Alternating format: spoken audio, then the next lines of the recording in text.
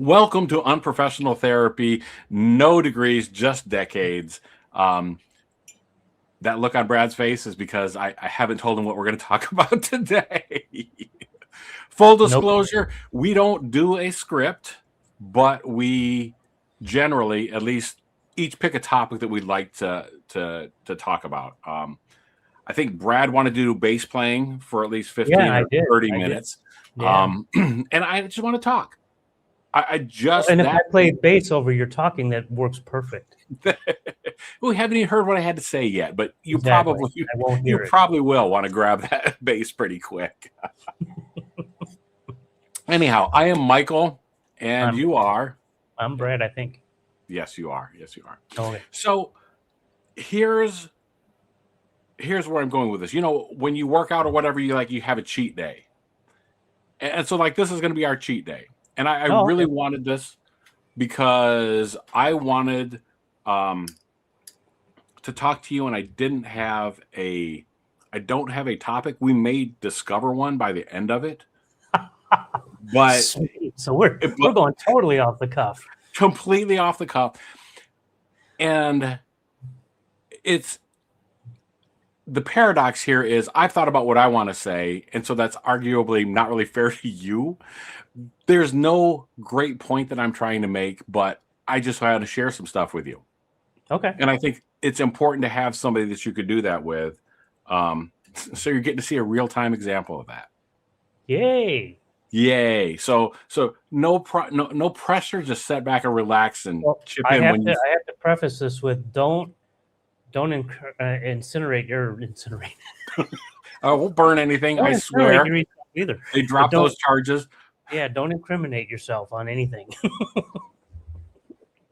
Don't incriminate or incinerate anything. That's a good life lesson, life policy.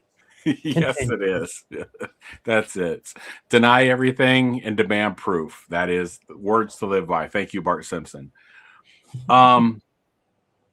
I've been so this is where I start sharing. I've been feeling a little lost lately. I've been rudderless, haven't been able to pick a direction. I can't decide whether to get my glasses on or off. Not in a bad way. Not in a way that I'm feeling depressed or that I'm feeling anything that I could really define. You know what I mean? Have you ever felt that? Have you ever just kind of felt aimless and rudderless? Yeah, recently. Yeah? Okay. Well, right on time then. Yeah. So what did I do about it? Through our talks and through editing our talks, because I get as much editing as I do, I've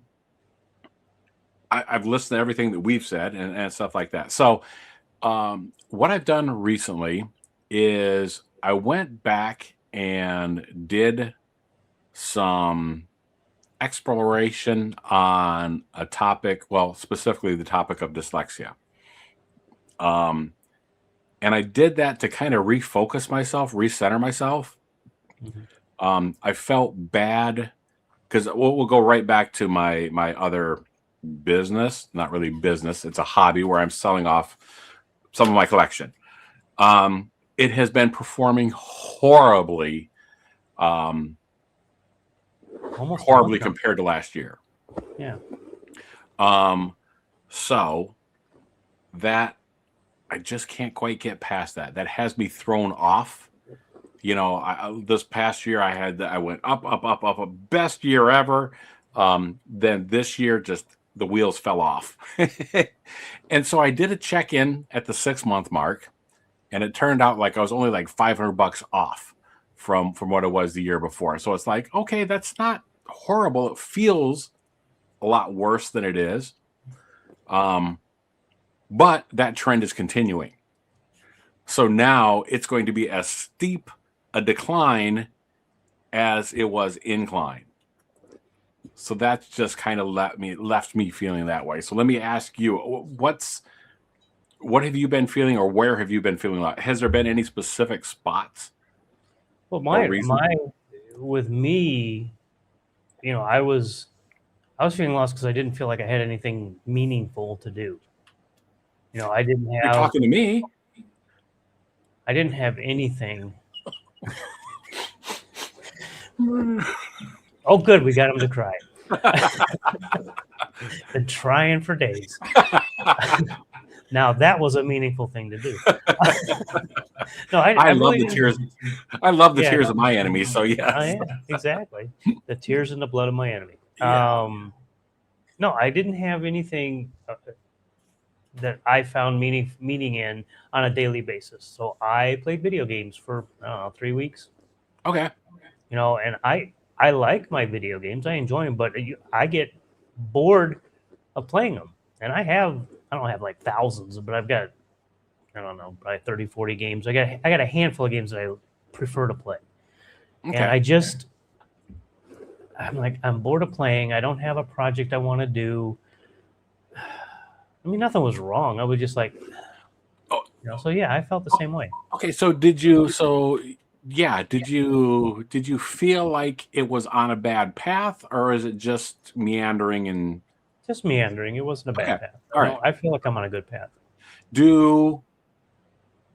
This might be personal. Do you ever find yourself after meandering for a while going down a bad path? Yes. Okay. That can happen. What do you do? No pressure. What do you do to turn that around? Cry in the corner? Is that the right answer? That's an answer. And That's if that's true, that's an answer. It's an answer.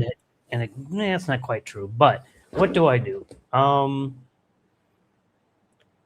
Probably binge eat chocolate. And I mean, it can go dark if I start just watching movies or, getting off video games or doing whatever.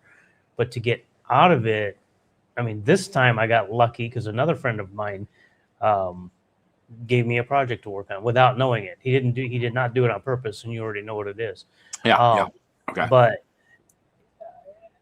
it lit me up.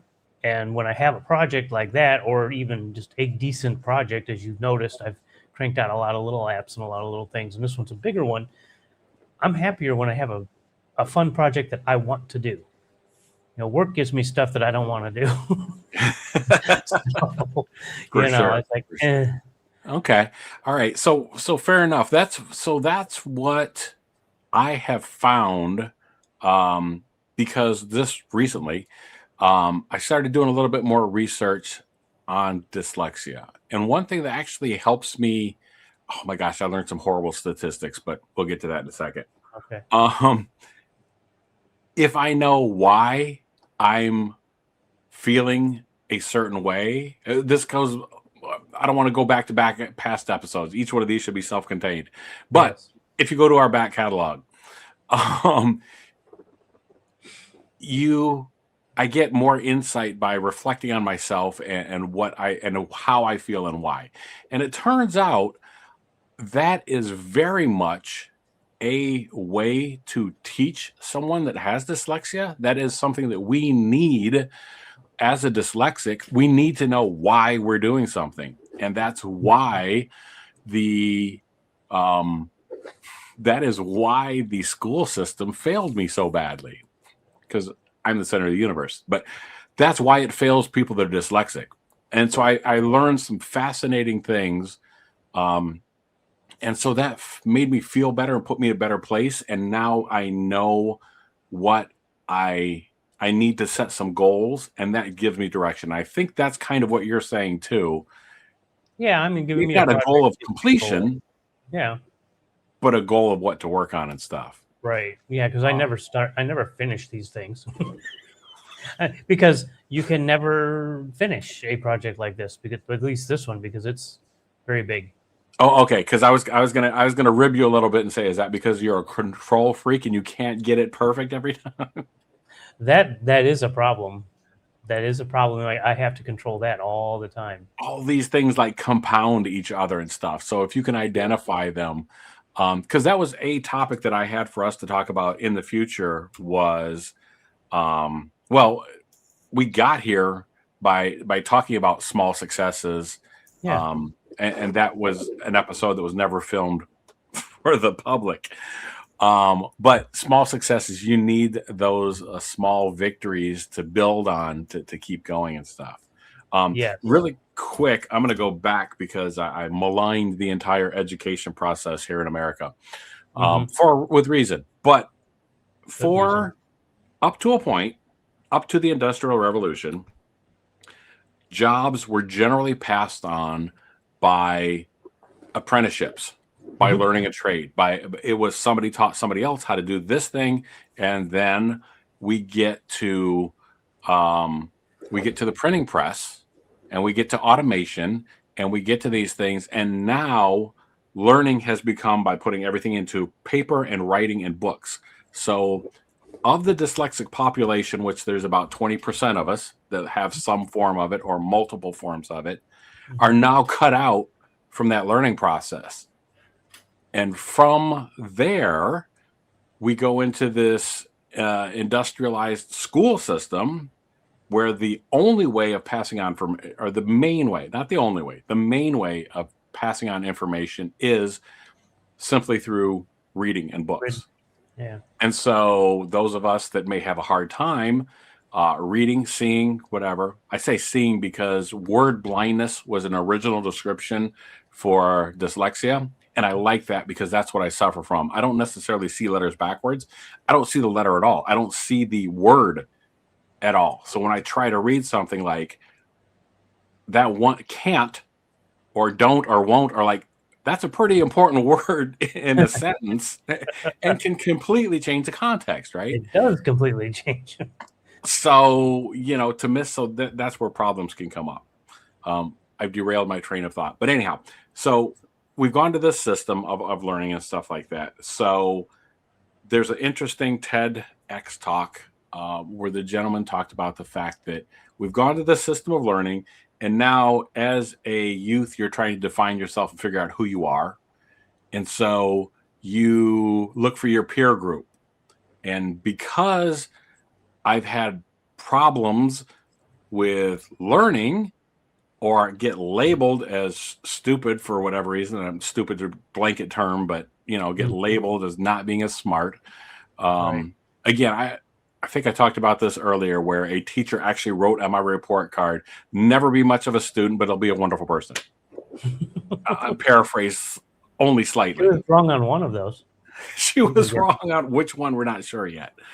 But what determination did I have? What motivation did I have to learn more then?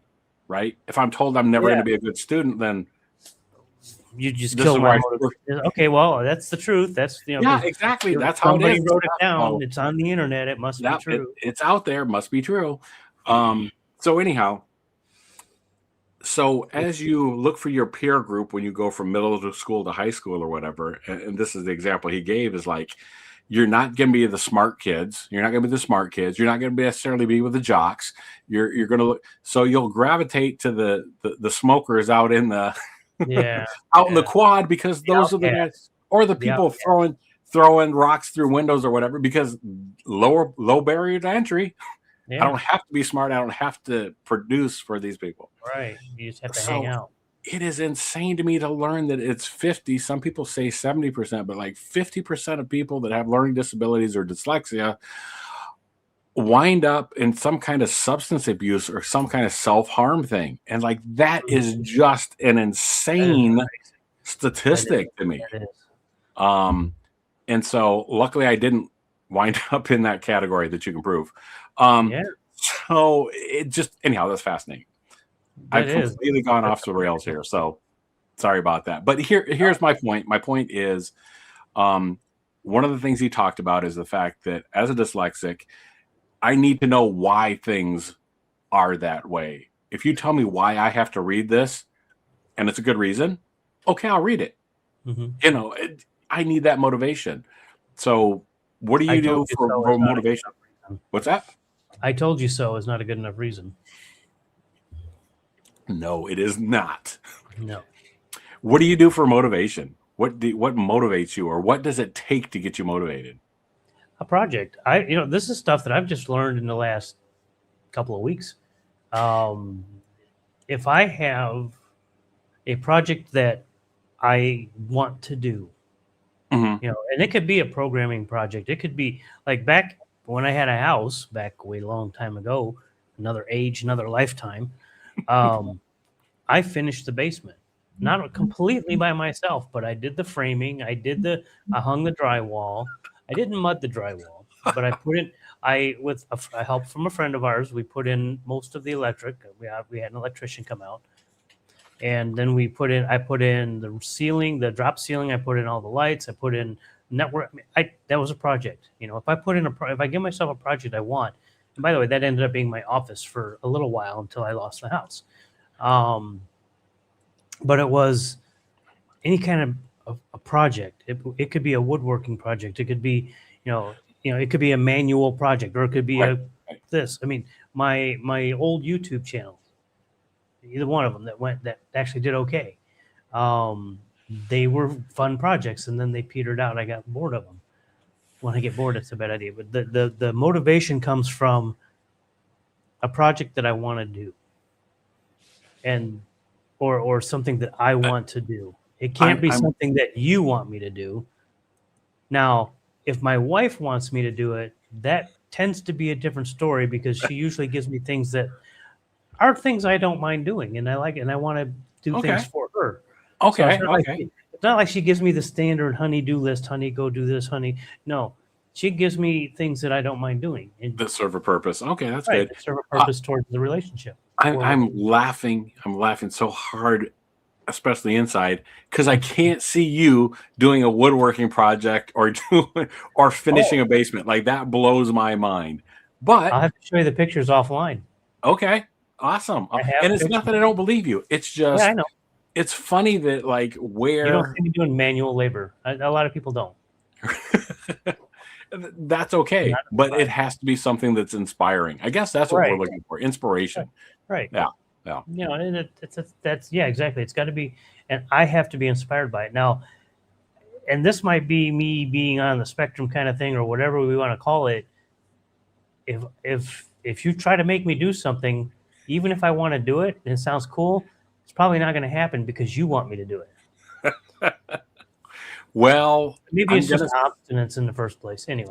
I'm gonna say it's a spectrum thing, whatever that spectrum is, because it's funny to me that um, I hear reflected in your opinions and your mannerisms, Mhm, your way of life, a mhm, lot of things that I have, and I don't think you have dyslexia the way I do, but I mhm. do see other traits where we definitely overlap Oh yeah. for sure, for Oh sure. yeah. And obstinance is probably one of them. Yeah, and I think our anger patterns are the same, except that Hmm. Different you, degrees. yeah, at different degrees. When you get angry, you said that, and it's limited times that you get sarcastic and hurtful, and you go by words and you do the words thing. Yeah. I will do the same thing, but I do it louder. Yeah. Yeah. I I can get see that. Yeah, and when I get angry at an item, it goes against a wall at a high velocity. It doesn't do that. I don't do that one as much as I used to. I used to have real anger issues, Does just that, did issues. it help? Just out of curiosity, does it help to see that thing smashed to pieces, or do you feel bad afterwards? No pressure. I'm just I curious. decline to answer that because I'll sound like a terrible person. Okay. Okay. Fair It, enough. it's only satisfying if it like shatters. If it So just like, then it's like, no, I got to pick it up and throw it harder next time. give me a hammer. That's to me. I actually see, as long as this is directed, and we got to be very clear here, as long as it's Yes. directed with inanimate objects, Well, not I even get then. that. I think because I could imagine, and this is just me imagining for you, Right. imagine that there is a certain amount of set, and if you can let it go when those Yeah. pieces shatter, then Yeah. I think it's better, because that's something else too. Like every problem that we come across, like I feel like you do better facing it, even if it's uncomfortable or ugly or whatever. Um, I think facing it is the better solution. Either moving past Yeah. it or understanding that you can't do it. And You these seem days, hesitant. these days I'm better. I used to not be. I mean, one thing that kind of solved. I mean, there was a day I literally I wasn't even angry. I tossed my phone. I was at a hotel room. Tossed my phone onto the mattress. It bounced off the mattress, hit the bed frame just perfectly, so that it put a nice little crack right here and broke my entire phone. Oh, I mean, and I didn't even throw it hard. I right. literally was just like, toss. Well, it was And just a toss. It wasn't an anger thing. It bounced off. It bounced off and hit the bed frame just wrong. Oh, It ouch. wasn't. I wasn't angry. I was angry after it happened. Afterwards, that's horrible. Like the crack happens and then you get mad. Yeah. Should be the other way around. And then I had to go get a new phone the next. Well, actually, I don't remember if I did it that night or if I had to wait till the morning because I don't think they were open that night. I don't remember what time of the day it was. But yeah, what that triggered in my head is even when you're not angry, you can break something very important. Yeah. Like in this room, I can't throw anything anywhere. No, you put several things at risk when you do. Yes. Several important things. And right now, I can't afford to replace anything because the price of all the freaking equipment is expensive now. For sure. It's just jacked up. So my anger issue is not, and that's not what's calmed me down. The calm me down is if you throw this and it hits something else that's more important, that's just going to make it worse.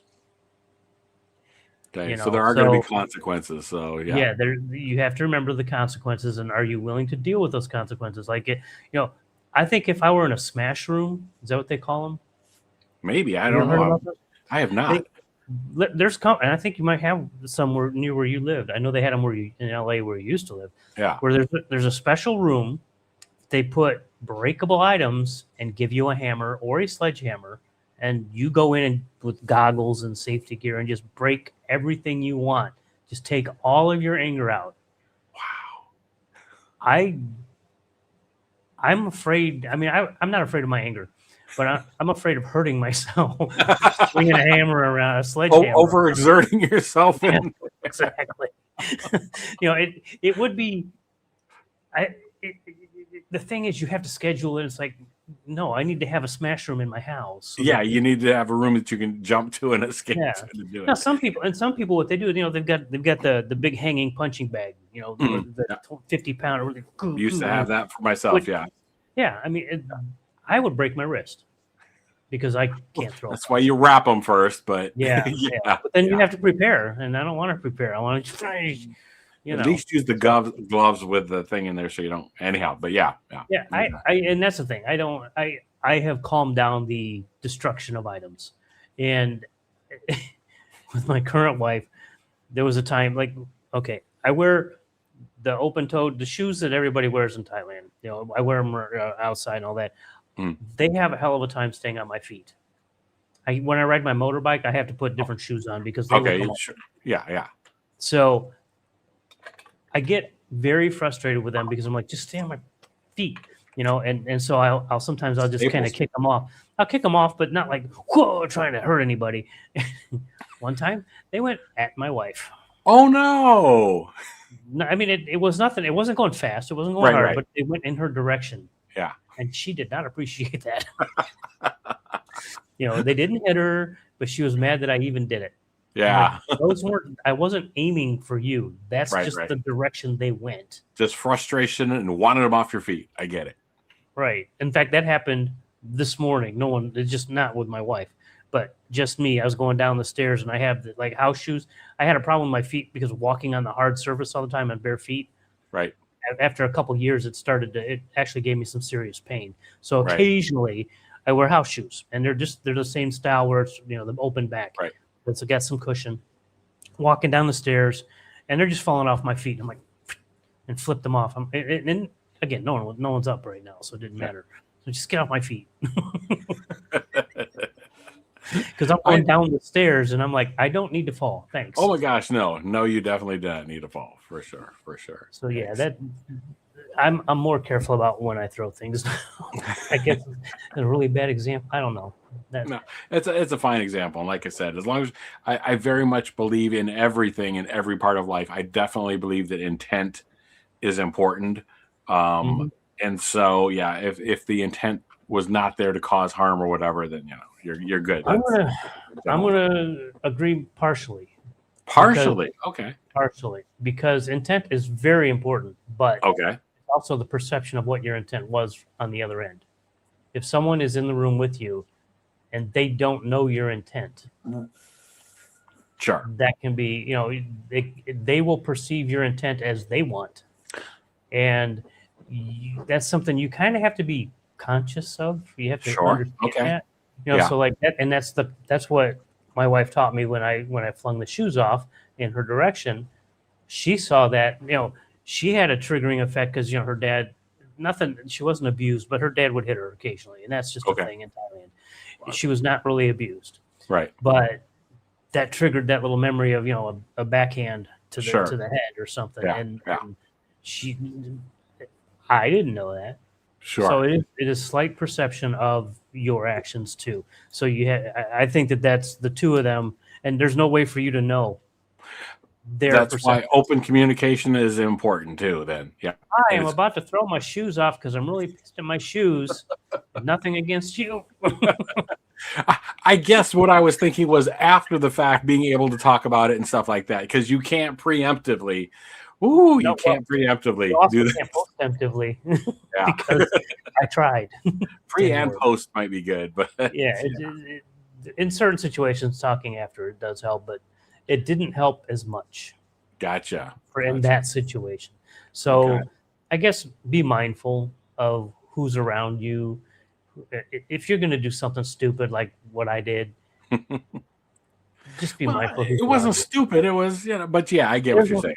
I get what you're saying. we're on a public platform. It was stupid.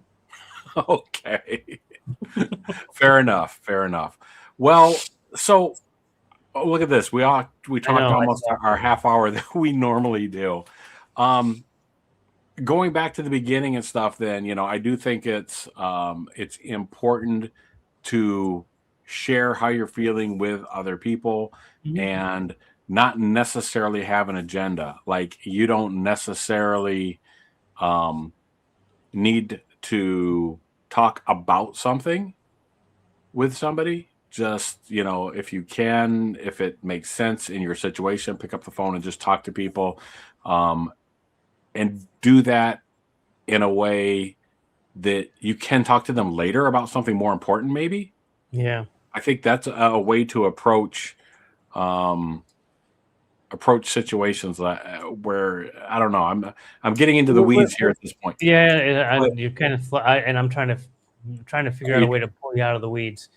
Um, are you getting what I'm saying though about how important it is to talk to people just yeah, it's to very important to talk to people. I mean, and because this is kind of where you're going with it. Okay, now I got you. So the whole point of this video, this one today, was we didn't have a plan. yeah. We didn't even discuss topics. Your only plan was I'm going to just talk about this. I'm going to vent a little bit about being Right, lost and where right, do we go and from then there. see what happens. And that's really how our normal conversations go. It's like I need to talk, and we do. Yeah. Um, and it is important to have that person, any person, stranger, whatever, to talk to vent to, and I agree that I think and unfortunately that's becoming another one of our staples that we're talking about all the time. I mean, I guess we should try to make a video that summarizes all of our little staples. The self thinking Yeah. words. Self-reflection, is that what you're going Thank for? you. That was the word I was looking for. Okay. Taking a breath. Why is this happening to me? Figuring out your triggers. Being able to talk to somebody that and not, you don't want to talk to a person who's a jerk, because What am I doing then? What the heck? I don't know. I'm I have no kidding, of one else course. to talk to. It can feel So like that, and that's something else maybe we should address at some point. Where, as you get older, it becomes harder to find people. So either you can whatever. I'm going to go off on the topic right now. We shouldn't. Yeah, Shouldn't. don't. Yeah, but you're right. It's harder as we get older. It's harder to make friends, new friends. Your old friends are either far away or or have their own lives. You know, they're married with kids and and they're in that world. They're in their own world, and that happens. You know, I guess some advice to us Gen Xers, to other Gen Xers: don't close the doors on people, man. If you are good friends, I mean, if any of there's several friends that I would talk to, and I've tried to reach out. I'm not very good at reaching out, number one, and so I don't know if I'm the perfect person to be saying this, but if I'm going to anyway, it's the intention. You have good intention behind it. There we go. Let's go with that. Yeah. Let's go with that. So, for us Gen Xers that are in our 50s, 60s, we need to open ourselves up to the people we knew in high school, knew in college, and talk to them. Because, whether you're married and you're in your little world, it's nice to have someone else you can talk to that knows you really well. Yeah. You can make a new friend, and which is hard at our age, to be able to trust somebody. And maybe it's not. I find it difficult. Hard. I agree, but maybe not for others. Yeah, exactly. Maybe it's just us. And if you can find someone that knows you, that knows where the bodies are buried, kind of thing, that's the kind of person you need to talk to, because then you know that you can literally say anything, and they're not going to say anything back. They're not going to they're not going to divulge where the bodies are buried, right? Because then there'll be another one. Exactly. It's the best way to keep a secret, right? Anyhow, so we're completely in the woods at this point. So yes.